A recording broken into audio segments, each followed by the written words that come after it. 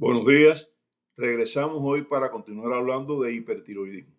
Y en este programa vamos a tratar los síntomas subjetivos y objetivos de hipertiroidismo, su diagnóstico, o sea, cómo diagnosticar el hipertiroidismo y la causa y cuál es el tratamiento.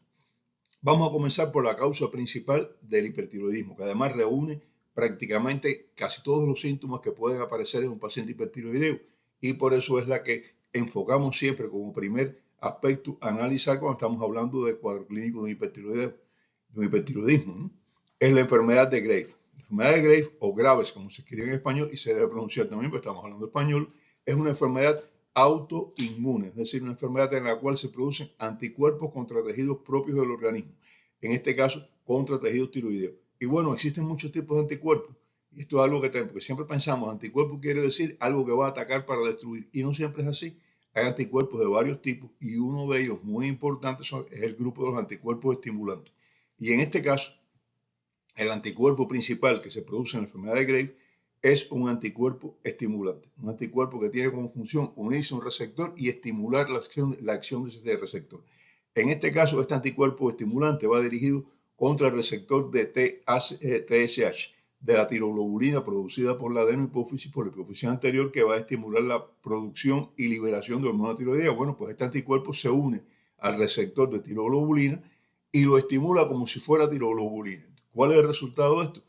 Que va a producir una gran cantidad de hormona tiroidea y aparece un hipertiroidismo. Y otra cosa muy importante, hay otros tipos de anticuerpos también que no son solamente los anticuerpos estimulantes que se unen al receptor de TSH, y estos otros atacan diferentes partes de la glándula. Así que hay que tener en cuenta que se produce una cantidad de anticuerpos contra tejido tiroideo producidos por el mismo organismo, por tanto autoanticuerpos, y que entre ellos el principal es el estimulante de los receptores TSH. La causa es desconocida, pero hay factores externos desencadenantes. El principal de ellos es el estrés. Recuerdo un caso de una señora que había muerto su único hijo.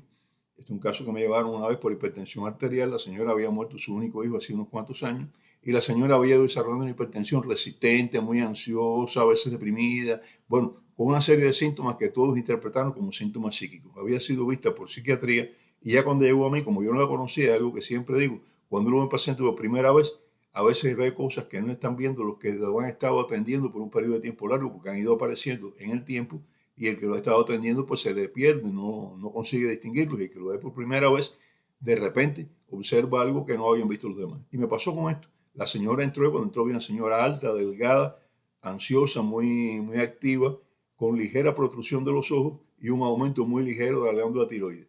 Y entonces me dijeron, esta es la señora de la hipertensión arterial. Dije, sí, pero tendrá hipertensión arterial, pero tiene hipertiroidismo. ¿Cómo? Sí, la examiné y tenía un hipertiroidismo, que había sido desencadenado por el estrés de la muerte de su único hijo. Y esto pasa en ocasiones. O sea, el estrés es un factor desencadenante de la enfermedad de Graves. Aquella señora tenía enfermedad de Graves bastante benigna, bastante poco intensa, pero bueno, la tenía. Clínicamente la tenía y la tenía también por los complementarios. Los pacientes suelen presentar un aumento de tamaño de tiroides, que es difuso. O sea, el tiroides aumenta de tamaño, todo el tiroides. La superficie lisa, con aumento del lóbulo piramidal, del que hablaba, pirámide de la Olivet, y al ocultar la glándula se aprecia un soplo. ¿Por qué hay un soplo? Porque hay aumento de la circulación en la glándula, porque hay hiperactividad.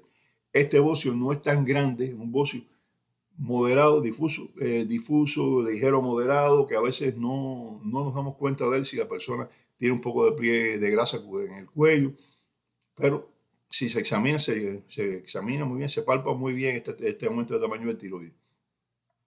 Presentan además signos de hiperfunción tiroidea, como es la intranquilidad, la ansiedad, aumento de frecuencia cardíaca, es decir, taquicardia, son delgados, tienen un aumento de temperatura corporal, aumento de apetito con pérdida de peso, es una característica muy notable del hipertiroideo, come mucho pero pierde de peso. Y tienen intolerancia al calor con buena tolerancia al frío. Cuando llega el verano se sienten mal, pero cuando llega el invierno de lo más bien. ¿Por qué? Porque tienen una alta producción de calor, recuerden que hablábamos de esto.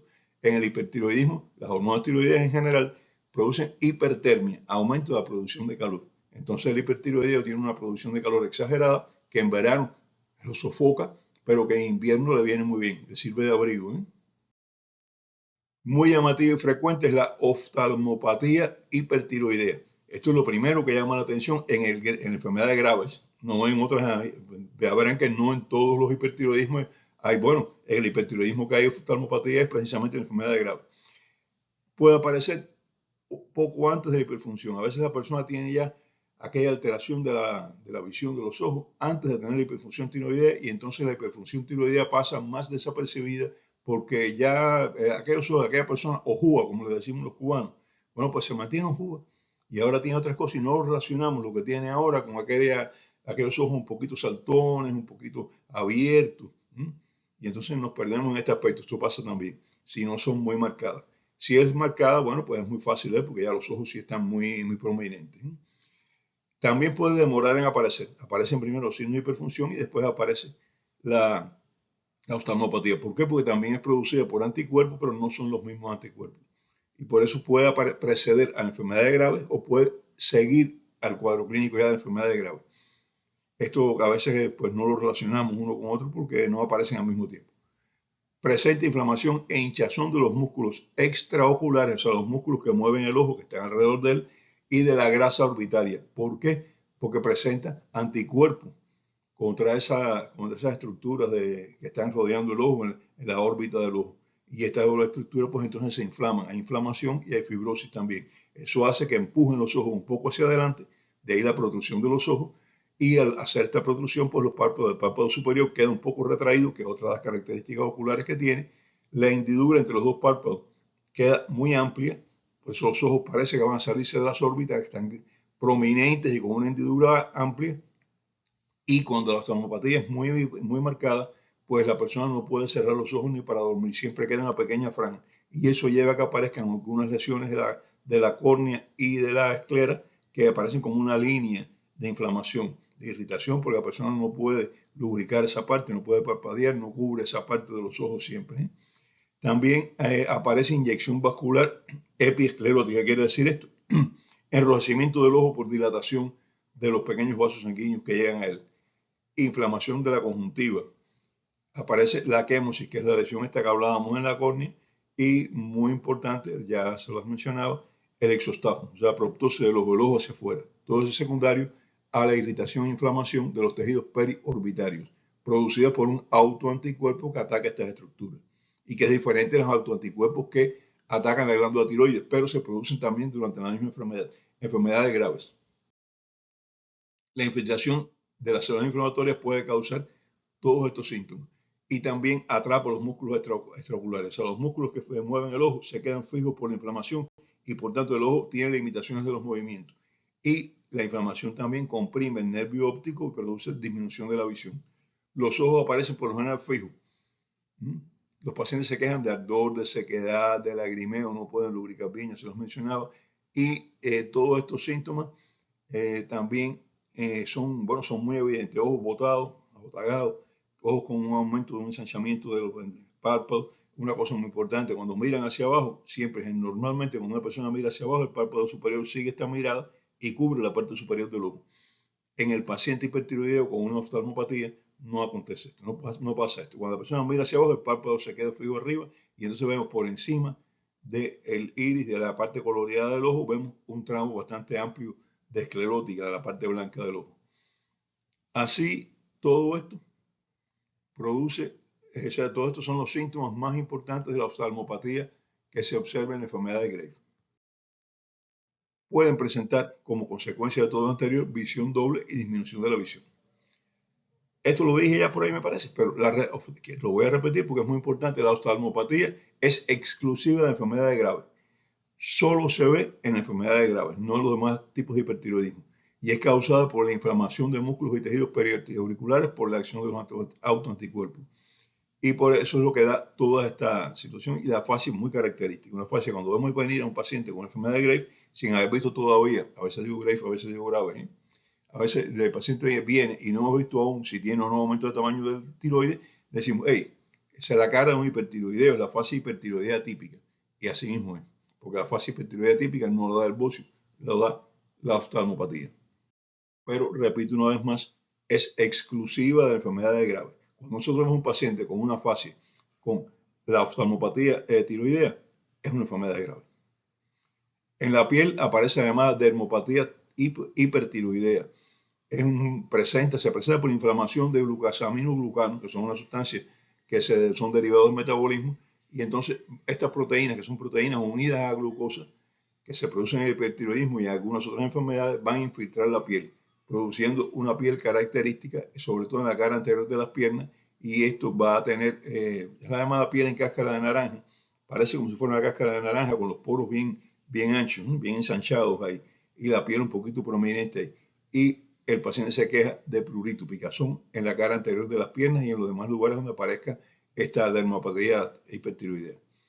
Las lesiones en brazos, pies y manos son menos frecuentes, pero pueden aparecer en estos pacientes. Las lesiones más características son la cara anterior de las piernas. Y el tratamiento de estas lesiones es la crema con esteroides, hidrocortisona, beclometasona, todos estos esteroides que van a mejorar la dermopatía hipertiroidea. El diagnóstico de enfermedad de Graves no es difícil. Cuando uno ve un paciente con una oftalmopatía, cuando ve un paciente con un aumento de tamaño moderado a ligero del tiroides, con los síntomas que ya hemos referido de hiperfunción, bueno, pues no es difícil. Ya uno dice, es un paciente con una enfermedad de Graves. Eso no cuesta trabajo. Todos los pacientes con hipertiroidismo presentan síntomas de hiperfunción tiroidea más o menos evidentes, los que ya estábamos mencionando. Eso depende del grado de hiperfunción, pero oftalmopatía y la dermopatía son enfermedades graves. ¿Cuáles son los síntomas más frecuentes que aparecen en todos los pacientes hipertiroideos? Ansiedad, temblor en las manos, muy característico. Taquicardia, es un aumento de frecuencia cardíaca. Hipertensión arterial sistodiastólica. Se eleva tanto la presión arterial sistólica, que es la máxima, como la diastólica, que es la mínima. Aunque generalmente hay un poquito de aumento más de la máxima que de la mínima. Es sistodiastólica, pero generalmente es un poquito más sistólica que diastólica.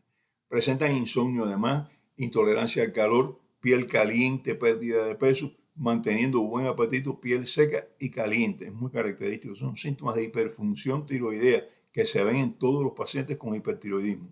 Tienen un aumento del tránsito intestinal con diarreas ocasionales, o sea, defecan con frecuencia. Así decimos nosotros cubanos, cuando así come el pato, bueno, pues defeca el pato, ¿no? Y entonces esas personas comen mucho y defecan mucho. Y a veces tienen diarreas precisamente porque este tránsito, este aumento del metabolismo intestinal, aumenta el tránsito, aumenta la rapidez, la velocidad con que pasan los alimentos digeridos por el intestino. Estos pacientes, además, en las mujeres, aparecen alteraciones menstruales, las que están en edad fértil, desde luego, ¿no? Los cabellos de los pacientes hipertiroideos son finos y frágiles, ¿no? Se rompen con facilidad. Son personas con debilidad muscular y sobre todo en los brazos y los muslos, en los lugares que tienen mayor debilidad muscular. Pueden estar presentes todos estos síntomas, son los síntomas de hiperfunción tiroidea o parte de ellos, y pueden también ser más o menos evidentes. No todos los pacientes se presentan igual, depende del grado de hiperfunción de la glándula. Y recuerden, estos síntomas que acabo de describir aquí son los síntomas de hiperfunción glandular tiroidea, no son los síntomas de enfermedad de Graves. La enfermedad de Graves, oftalmopatía y dermopatía se unen a los síntomas de hiperfunción. El aumento de tamaño tiroides también puede ser ligero o puede ser mayor y debe buscarse siempre la presencia de nódulos, porque ya hablaremos en uno de los últimos programas de los nódulos hiperfuncionales de tiroides. Y a veces un nódulo hiperfuncional de tiroides es un hipertiroidismo en definitiva, pero un hipertiroidismo donde solo una parte de la glándula está hiperfuncionante. El resto, no, el resto está inhibida. Y entonces tenemos que examinar todos estos pacientes con hiperfunción tiroidea, tenemos que examinar la glándula cuidadosamente para buscar si presentan un nódulo hiperfuncional, un adenoma tiroideo, pero que puede también ser un cáncer de tiroides. Eso hay que buscarlo, palpar el tiroides muy cuidadosamente. Diagnóstico de la causa se hace por el laboratorio. Para ello se indica la dosificación de hormona tiroestimulante TSH de T3 y de T4 y la presencia de niveles elevados de TSH de T3 y T4 nos indica que la causa es hipofisaria. Cuando usted ve a un paciente con TSH elevada, T3 y T4 elevadas, diga, el tiroides está produciendo mucha hormona porque la hipófisis está mandando al tiroides a que produzca mucha hormona. Y esa es el hipertiroidismo dependiente de la hipófisis y de hipotálamo, que es el que controla la liberación de TSH por la hipófisis. Niveles elevados de T3 y T4 con niveles bajos de TSH nos indica que la hiperfunción es de la glándula tiroides y que la hipófisis está inhibida. Recuerden que hablamos que hay un feedback, o sea, un mecanismo de retroalimentación en el cual cuando aumentan las hormonas tiroideas, la liberación de TSH se disminuye. Y entonces este es el caso. Ustedes le hacen una TSH, dosifican TSH en sangre, está baja, T3 y T4 elevada, es un hipertiroidismo por hiperfunción de la glándula. Dosifican estas tres hormonas en sangre y entonces la TSH está elevada, T3 elevada, T4 elevada, pues es un hipertiroidismo por hiperfunción de la hipófisis. Es la primera gran distinción que tenemos que hacer. Para identificar la presencia de nódulos, bueno, les decía que examinan muy bien la glándula, pero no viene mal hacer una ecografía. ¿Por qué? Porque la ecografía nos va a permitir también lo que se nos escapó a los dedos, encontrarlo. También se puede hacer una tomografía axial computarizada y una resonancia nuclear electromagnética. A veces es necesario realizar biopsia de nódulos para establecer el carácter benigno o maligno, porque ya les dije que un nódulo hiperfuncional puede ser benigno, es lo más probable, pero también puede ser maligno. Un nódulo que no funciona, un nódulo frío, como se le decía cuando, bueno, cuando sí, se puede usar todavía la medicina nuclear, pero el nódulo frío es un signo evidente de posible malignidad. Es casi seguro que es maligno. Un nódulo caliente, lo más probable es que sea benigno, pero no se puede descartar que sea maligno. Por eso la biopsia del nódulo siempre es importante. Los estudios de medicina nuclear se utilizan también para esto, ¿no? Y todavía se utilizan, tienen su importancia. El tratamiento tiene tres aspectos a considerar. Uno es el tratamiento medicamentoso, para lo que se utilizan los llamados medicamentos antitiroideos. Y entre estos medicamentos antitiroideos tienen como función bloquear la producción de hormona tiroidea. Entre ellos tenemos el carbimazol, el metimazol y el propiltiuracil, medicamentos clásicos que se han utilizado durante muchos años y su función es disminuir la producción de hormonas tiroideas. Además se utilizan beta bloqueadores para bloquear la respuesta adrenérgica, porque muchos de estos síntomas son porque la hormona tiroidea estimula el sistema nervioso simpático, como si fuera adrenalina, y produce todos estos síntomas, todos no, muchos de estos síntomas. Por ejemplo, la taquicardia, la hipertensión, la ansiedad, el temblor de las manos, dependen de esto. Entonces el uso de medicamentos beta bloqueadores como propanolol o atenolol disminuyen estos síntomas. Son medicamentos para síntomas, no son medicamentos para la hiperfunción. Para la hiperfunción, los bloqueadores de hormonas tiroideas, carbimazol, metimazol, propiltiuracil, que ya conocemos. Eso es historias largas de esto. Tengo un paciente que le había mandado propanolol y propiltiuracil y después, como no mejoraba, le aumenté la dosis de propiltiuracil y él se equivocó y aumentó la dosis de propanolol. Y entonces estaba hipotenso, pobrecito. Y entonces estaba también, pero no mejoraba la hiperfunción. Cuando me pongo a examinarlo, digo, pero acá que tú no estás tomando el propiltiuracil 2 tabletas cada 6 horas, que me toman. Sí, sí, médico, sí. Y deja ver cuál es el que estás tomando. No, este. No, ese no era. Era el otro. Mira el nombre, tienes que leer los medicamentos. Todos tenemos que leer los medicamentos, leer el nombre del medicamento y verlo en el recetario que hace el médico, ¿no? En el método. ¿Cuál es el medicamento que debo aumentar? No aumentar automáticamente. Bueno. La administración de iodo radioactivo se utiliza también.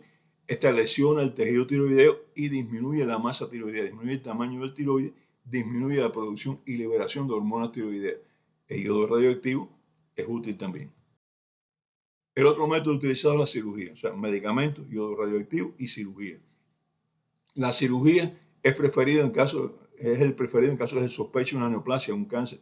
Aunque no estemos muy seguros, pero si hay una sospecha de neoplasia, bueno, pues la cirugía es el preferido porque a veces la biopsia no nos da un resultado exacto, sino que nos deja un poco en la duda o a veces incluso puede hasta ser, como yo conozco un caso también, estoy poniendo muchos casos de esto, bueno, he tenido alguna experiencia de pacientes que le han hecho una biopsia de un nódulo y le han dicho que es normal y cuando se ha operado pues resulta que era un carcinoma muy agresivo de tiroides. Eso hablaré un poquito más adelante, porque realmente es un caso que vale la pena hablar. Bien, en este caso la cirugía puede ser total o parcial, de acuerdo con si se encuentra una neoplasia o no. Si se encuentra que se hace la biopsia en frío durante el tacto quirúrgico, y entonces el patólogo dice, no, es benigno. Bueno, pues entonces se hace una hemitiroidectomía, o sea, se corta solamente, se retira la mitad de la glándula. Y el patólogo dice, oye, no, cuidado que es un carcinoma. Entonces, una tiroidectomía total. La cirugía tiene sus complicaciones también porque puede ser que se lesionen los nervios que pasan por esa vía y también pueden lesionarse las glándulas paratiroides que a veces están adheridas a la glándula tiroide. Operamos la tiroide, nos llevamos la tiroide, quitamos la tiroide y quitamos los paratiroides. Y entonces hay que dar tratamiento sustitutivo para tiroides y para paratiroides, de las dos hormonas, porque las dos están en déficit. Y el paciente que le hace una tiroidectomía total tiene que tener tratamiento con hormonas de por vida porque nunca va a producir hormonas tiroideas, por tanto necesita sustituirla. Bueno, hemos llegado al final del programa de hoy. Los espero en el próximo, que estará dedicado a la hipofunción tiroidea. Hasta entonces, mis amigos, que disfruten.